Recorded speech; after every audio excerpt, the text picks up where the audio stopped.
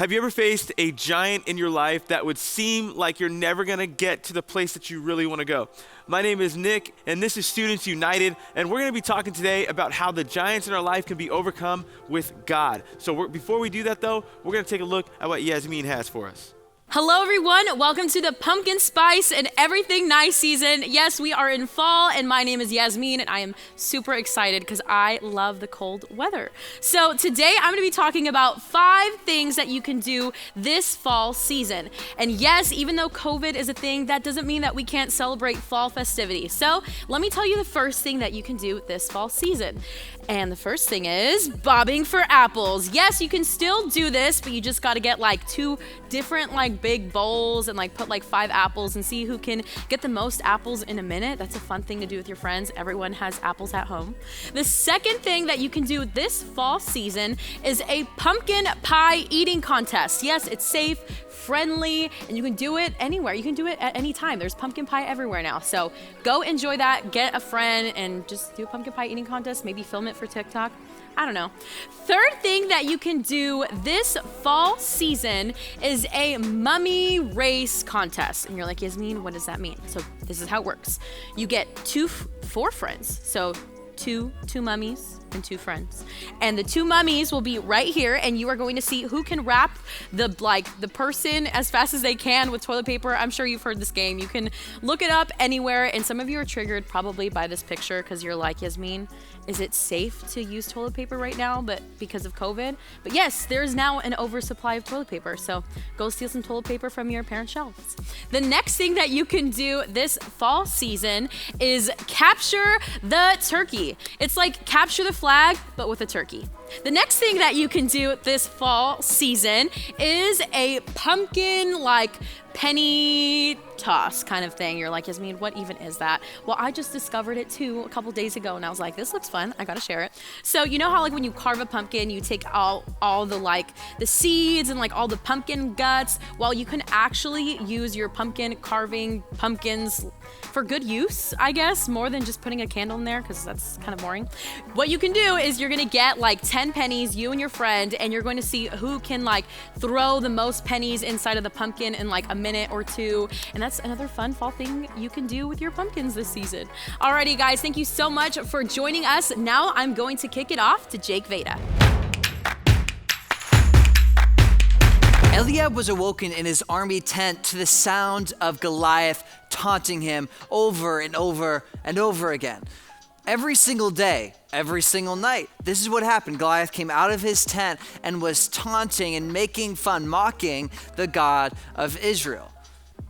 Now, what happened was there's 2 different armies on both sides of these mountains, and there's this big valley, and over this valley, Goliath's voice rings out, and the question is, what the heck is the Israel's army's king, which is King Saul? What is he going to do about it?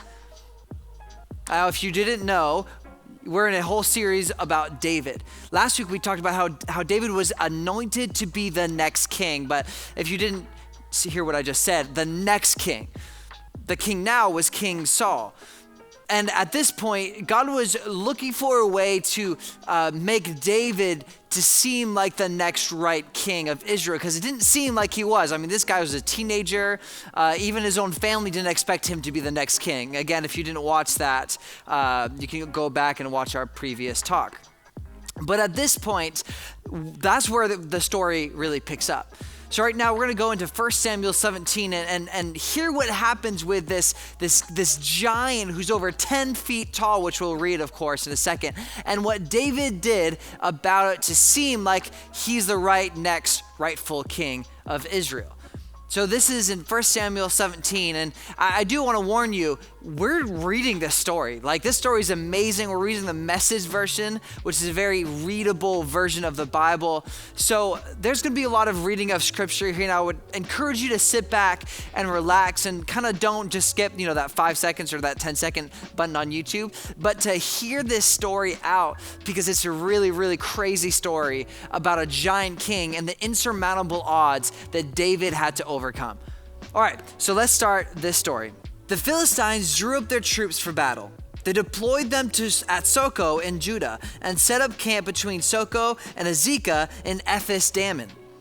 Saul and his Israelites came together, camped at Oak Valley, and spread out their troops in a battle readiness for the Philistines. The Philistines were up on one hill, and the Israelites were up on the opposing hill, with the valley between them. And a giant nearly 10 feet tall stepped out from the Philistine line into the open. Goliath from Gath. He had a bronze helmet on his head and was dressed in armor, 126 pounds of it. He wore bronze shin guards and carried a bronze sword. His spear was like a fence rail. The spear tip alone weighed 15 pounds. Goliath stood there and called out to the Israelite troops, "Why bother using your whole army? Am I not Philistine enough for you? And you're all committed to this guy Saul, aren't you? So pick your best fighter. Pit him against me. If he gets the upper hand and kills me, the Philistines all become your slaves. But if I get the upper hand and kill him, you'll all become our slaves and serve us. And I challenge the troops of Israel this day, give me a man. Let us fight it out together." This story is good. You can already see it's getting to this point of being really good. If you didn't get where the story was at, it's these two different mountaintops, right? The Philistines and the Israelites on this side. Goliath is screaming out to their side, taunting them. And this giant, what the heck are the Israelites going to do at this point? And just like anybody, they lose all hope. That's the reaction. The Israelites basically lose all hope. They're scared. I mean, it kind of makes sense, right? Goliath has over 120 pounds of armor on him, almost 10 feet tall. This guy is serious, and he's just asking for one person to go against him. Do they have an 8-footer or 9-footer on their side? Maybe not, probably not. What are they gonna do? So again, Eliab, just one of the troops on the Israelite side, is freaked out just like everybody else. And we're gonna go on with the story in a second, but I want to just reach out a point here, or say a point. So many people, when they look at the giants that they are faced on with life, the giants that are in their lives, they give up. They can't see the opportunity from all the other side. All they see is the opposition. That's all they see is the opposition. And for you, you'll have giants in your life. You probably have giants right now. I mean, the fact that you are online during school right now could be a little freaky. Maybe you're not good at school online. Maybe you're having social anxiety just thinking about going back to school and having to talk to people. That is hard after you haven't been doing that for a while. Or maybe on the opposite side, you cannot wait to go back to school. I mean, you're stuck in your house and everything just seems to run over each other, and it just seems like one big glob of a day and no separations because you're not leaving your house. We all have our different giants in our life, and so many people, just like the Israelites, look at the opposition and not the opportunity on the other side. Okay, so let's keep going with this story. So each morning and evening for 40 days, Goliath took his stand and made a speech. One day, Jesse told David, Jesse the father of David the son, "Take this sack of cracked wheat and then 10 loaves of bread and run them down to your brothers in the camp. And take these 10 wedges of cheese to the captain of their division. Check in on your brothers to see whether they're getting along all right, and let me know how they're doing, Saul and your brothers, and all the Israelites in their war with the Philistines in Oak Valley." When David went to the camp, right, his older brothers were soldiers in this war, and he was too young, right? He's a teenager. But he goes and he knows he's about to be king. But right now he doesn't mind just bringing food to his brothers, seeing how it's going, and he sees everything that we just explained, right? The Philistines taunting, specifically Goliath, these Israelites, and the Israelites being freaked out and only seeing the opposition and not the opportunity on the other side. And he can't believe that Goliath is making fun of their God day after day, and nobody is doing anything about it. And that's when David does something crazy, insane. He goes to King Saul of the Israelites, right, the leader of the Israelites, and says something that no one ever expected a teenager to do. David said, "I've been a shepherd, tending the sheep for my father, and whenever a lion or bear came and took a lamb from the flock, I'd go after it, knock it down, and rescue the lamb. And if it turned on me, I'd grab it by the throat, wring its neck, and kill it. Lion or bear, it made no difference. I killed it. And I'll do the same to this Philistine pig who is taunting the troops of God alive. God who delivered me from the teeth of the lion and the claws of the bear will deliver me from this Philistine." Saul said, yeah, go and God help you. Then Saul outfitted David as a soldier in the army. He put his bronze helmet on his head and belted his sword on him over the armor. David tried to walk, but he could hardly budge. And David told Saul, I can't even move with all this stuff on me. I'm not used to this. And he took it all off. Then David took his shepherd's staff, selected 5 smooth stones from the brook, and put them in his pocket of his shepherd's pack. And with his sling in his hand, he approached Goliath. I want to pause here and say, when we're facing oppositions, insurmountable oppositions, sometimes the best thing, actually every time the best thing, is to not try to be somebody else. It's not try to be that model that you look up to so much on Instagram and wearing the makeup just like her. It's not trying to play basketball just as great as your friend does, but you're not really great at basketball. You're actually really good at something else. When you're facing opposition, don't try to be someone else. Take off that fake armor that's not you and just be you. Like, be your own swag, be confident in who you are. And that's what David did. He's like, dude, I can't do all of this armor. I need to take this off and just be me. So he did what he used to do, right? He did him. So he got his own swag, he got his own like slingshot thing and his staff, and he had no armor on. And that's how he faced this 10-foot tall giant. With his own swag, with his own confidence, and with Goliath's own swag and his confidence. So what happens next? I'm guessing you can probably guess it. It says this: as the Philistine paced back and forth, his shield bearer in front of him, he noticed David. He took one look down on him and sneered, a mere youngster, apple-cheeked and peach-fuzzed. The Philistine ridiculed David. Oh, am I a dog that you come after me with a stick?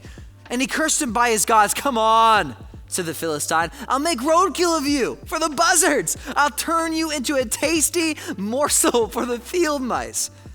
David answered, you come at me with sword, spear, and a battle axe. But I come at you in the name of the God of the angel armies, the God of the Israel's troops, whom you cursed and mocked. This very day God is handing you over to me. I'm about to kill you, cut off your head and serve up your body and the bodies of your Philistine buddies to the crows and the coyotes, and the whole earth will know that there's an extraordinary God in Israel. And everyone gathered here will learn that God doesn't save by means of sword or spear. The battle belongs to God. He's handing you to us on a platter. That roused the Philistine. And he started toward David. David took off from the front line, running toward the Philistine. David reached into his pocket for a stone, slung it, and hit the Philistine hard in the forehead, embedding this stone deeply. And the Philistine crashed face down in the dirt. And that's how David beat the Philistine with a sling and a stone. He hit him and killed him. No sword for David. That's a dramatic story. So what's the point of this whole entire story? How can you be like David in your own life? Because we all want to defeat the 10 feet tall giants in our lives. So the question I have for you is, first, what are the Goliaths? Like I said, is it the potential social anxiety? Is it the depression that you're going through because you're staying at home every single day? Is it struggling in school? What are the Goliaths in your life that is essentially taking you down? And are you feeling more like the Israelites who are looking more at the Goliath, the opposition, instead of the opportunity? Or will you decide to be more like David, who says, yeah, I see this whole Goliath thing, but I'm going to defeat Goliath. I'm going to go around him. I'm going to defeat this opposition and get to the opportunity. Are you going to be more like David, who has that boldness and confidence to be fully yourself, to fill your lane and be confident, have your own swagger and defeat this opposition? Here's the thing. I believe that you can. I believe that you can be like David here and be bold enough to face this Goliath head on, and I would encourage you to do so. Now, the question is, how do you face this Goliath? And we'll end here, but I want to say this. How you face this Goliath is not by yourself, but it's with the God of the angel armies. That's what David said, right? It's not me. It's God through me working to defeat Goliath. So for you, I would encourage you right now practically to literally get a journal out or get a piece of paper or open up your notes app on your phone and write out your Goliaths. And then what I want you to do for the next 3 days, at least 3 days, I'll just say, for 5 minutes every morning when you wake up before you start school online, is to literally pray for 5 minutes about the specific Goliath in your life. I want you to pray that God will show you opportunity instead of the opposition. I want you to pray that God will show you the how to defeat the what in your own life. And you might not defeat it, like that might happen. I'm going to be honest with you. But if you're working to be more like David and instead of the Israelites who were more scared, I promise you that one day you can defeat this giant in your life. We're about to go into a song right now, and during this song, I really want you to reflect on what it means to defeat giants in your life, to articulate who these giants are, and to pray fiercely every single day that God would show you the opportunity beyond the opposition.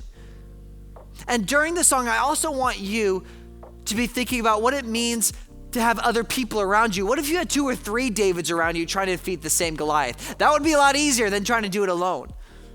And that's why we have growth groups for people specifically your age going through the same stuff you're going through. All you need to do is text student groups to 67076, and I promise you that we can get you facilitated or connected into a healthy community with other people, other Davids, as you are trying to become. All right, let's go into the song. But before we do, let me pray. God, thank you so much that you've given us stories in the Bible that curate this beautiful story that almost put color into a black and gray world where so many times we just feel like we just want to give up. We see this opposition. God, I pray that you let us see opportunity beyond the opposition if only we put on your armor, God. If only we put you on us, God. If only we pray, God, and we look for your strength, can we defeat these armies, these Goliaths in our own lives? God, I pray that we do. I pray for the next 3 days that we pray for 5 minutes about the specific Goliath in our life. I also pray that during this song, God, that maybe you would inspire us to actually text student groups to 67076 so we can sign up for a group, so we can have other Davids around us as we face our Goliaths.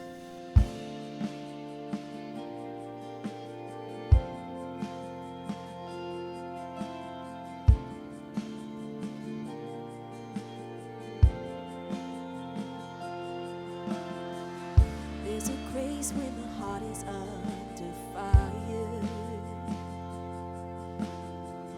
Another way when the walls are closing in. And when I look at the space between where I used to be and this reckoning, I know I will never be alone. There was another in the fire, standing next to me. There was another in the waters, holding back the sea.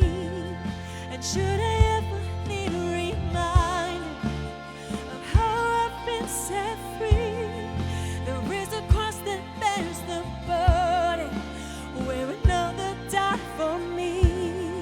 There is another in the fire.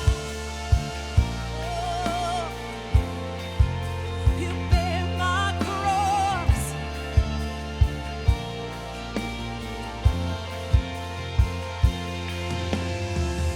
All my dead left for dead beneath the waters. I'm no longer a slave to sin anymore. And should I fall in the space between what remains of me and this reckoning, either way I won't bow to the things of this world. I know I will never be alone. There is another in the fire, standing next to me. There is another in the waters, holding back the sea. Should I ever need a reminder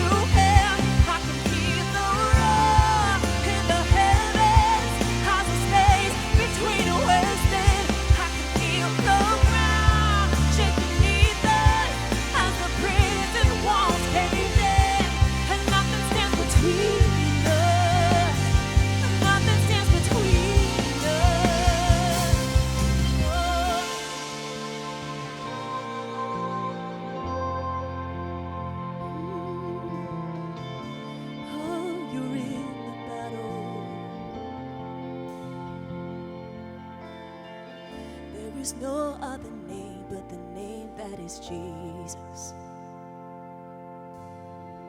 He who was and still is and will be through it all. So come what may in the space between and the things unseen and this reckoning, I know I will never be alone. No, yes, I know I will never be alone. There'll be another in the fire standing next to me. There'll be another in the waters holding back the sea. Should I ever need a reminding how good you've been to me? I count the joy come every battle, 'cause I know that's where you'll be. I can see the light in the darkness as the darkness bows to him.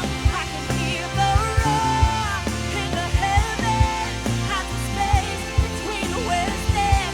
I can feel the ground shaking beneath us as the prison walls cave in. And nothing stands between us. And nothing stands between us. There's another in the fire standing next to me.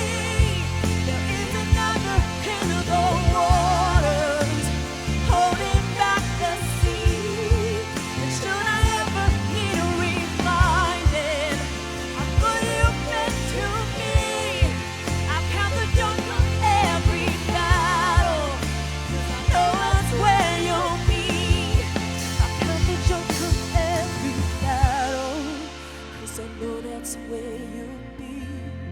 I count the joy come every battle, 'cause I know that's where you'll be. I count the joy come every battle, 'cause I know that's where you'll be. I count the joy come every battle, 'cause I know that's where you'll be. Wow, what an awesome message. With God, there is no giant in our life that can stand in our way. That is so encouraging. And before you leave today, we want to give you a little bit of information here, okay? This is our YouTube channel. Make sure you also check out our Instagram page. That's united.msm. We also just started a TikTok, okay? So that's students.united. Go on there and see all the amazing videos. And then we have lots of videos on this channel. So before you leave, we'll see you in another video.